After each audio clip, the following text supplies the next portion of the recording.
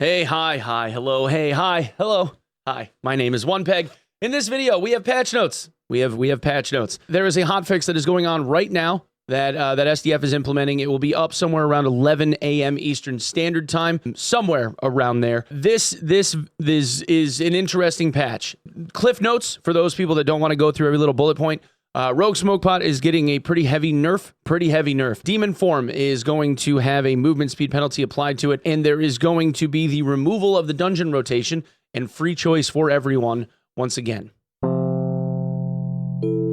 Okay, on to the patch notes. Downtime 40 minutes, server return to full service 2 hours after the patch starts. Looks like it's going to be somewhere around 11:10 a.m. Eastern Standard Time, which is GMT -5.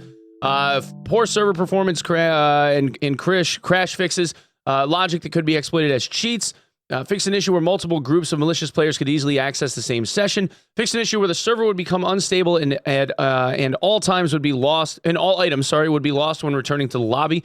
Fix an issue where players were not properly matched according to their adventurer level. We saw this happening with people that were scouting lobbies a lot. Fix an issue where Ranger's enhanced hearing would not work properly when the target was barefoot.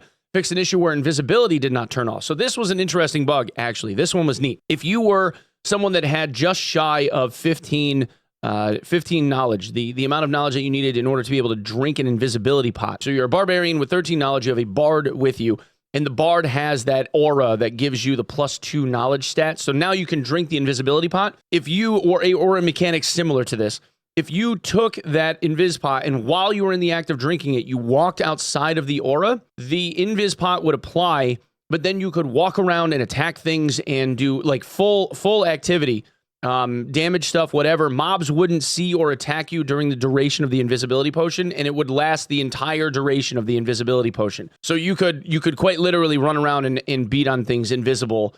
Yeah, it was broke. It was really funny for a meme, but it was super broke. Fix an issue where soul hearts on friendly corpses could disappear. Fix an issue where merchants were improperly sorted. Fix an issue where players could get stuck in an elevator and unable to move. Rogue Smokepot now has 3 uses and cannot be recharged. And the movement speed penalty changed from -20 to -10%. So people aren't going to be as nerfed on movement as they once were. And the Smokepot now only having 3 uses drastically changes the strategies that are typically implemented with rogues when using it. Because rat rogues, the idea would be you would let somebody kind of do the work, and you would either, like in the case of Jay, you would be doing a lot of pickpocketing, but that's really just for meme effect. Really, what it would come down to is utilizing the Smokepot to your benefit to be able to like grab some quick loot under the nose of some other players and still have the ability to get away, given like the inability to see anything. Really, this I don't know. It might be a little bit too heavy-handed. It's kind of killing the mechanic of using the Smokepot. We'll have to see how it goes. Just like everything else. Warlock Demon Form Bolt of Darkness now has a movement speed penalty when cast. So one of the biggest benefits to Demon Form was the ability to be able to run after people and cast the Shadow Bolt without any type of slowdown. As a chase mechanic, it was a little bit strong, so I do agree with this a bit. The Bolt of Darkness itself was never really that strong. It's just in the instances of people trying to get away, that's always been the problem, is you have like this I can't get away rushdown ability, especially given the +10 all stats and everything that Demon Form gets if people have shards, et cetera, et cetera. The duration of all grades of invisibility potions has been significantly reduced. So in this case, this is another massive nerf. The significant reduction is kind of interesting. Being able to drink an invis pot and kind of like hide away from other teams was always a viable strategy that people would implement. But again, this is a choice that got made. I don't know if I agree with this one. I don't see where the big issue is aside from like landmine tactics. But again, one of those things that we'll have to see how it plays out in the meta. Added experimental logic to automatically detect pre-teaming. Dungeon rotation has been removed and replaced with the free choice to select any map for any party size. The player base is already like kind of having an issue. Certain maps and their construction, like Ruins, for instance, I'm not a fan of Ruins as a map. I still think you're going to end up having to do the 1, 2, 3 all the way down through, but people don't like Frost Cavern because of how difficult Frost Cavern is compared to places like Crypts, for instance. Frost Cavern is a step up in difficulty, and newer players, guys that are kind of like in that green zone in terms of skill, that are still kind of learning how to do this. They're having a really hard time trying to play on that map in like duos and being forced into playing on that map in duos. There was a lot of comments on my last video about the duo issue and how being forced to play Ice Caverns or Frost Caverns was the issue. So freeing this up, I think will make people a lot happier. Yeah, the freedom of choice.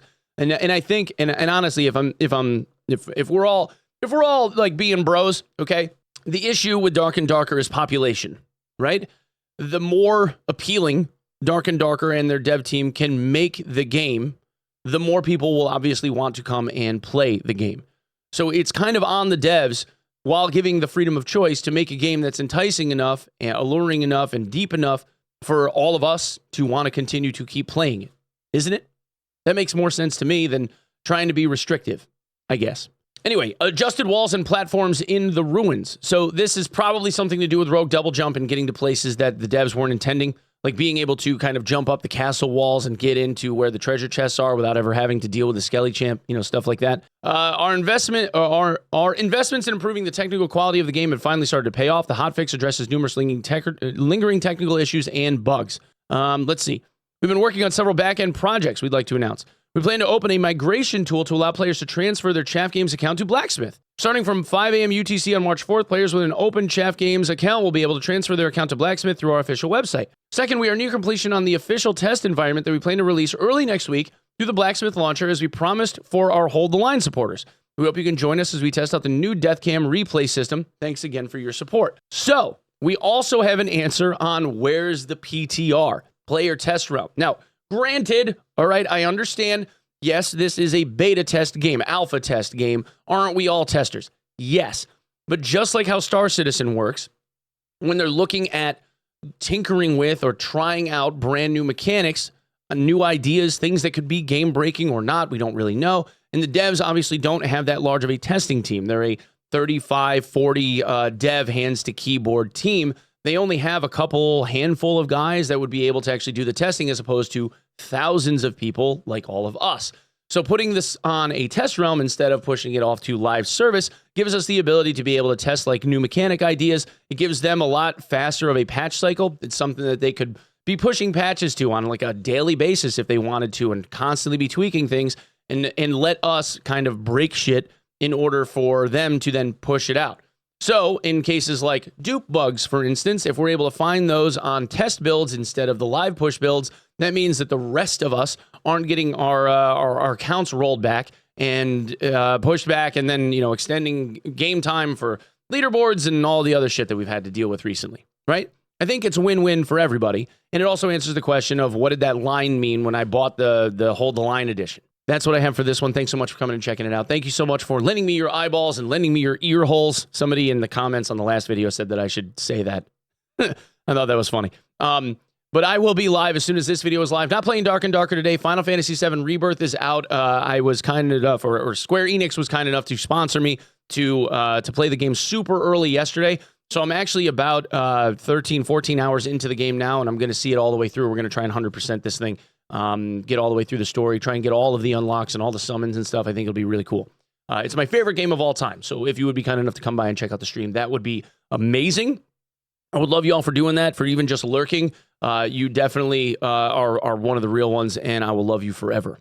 So thank you anyway for coming by and checking out this video. I love you all, and we will see you in the next one. Peace.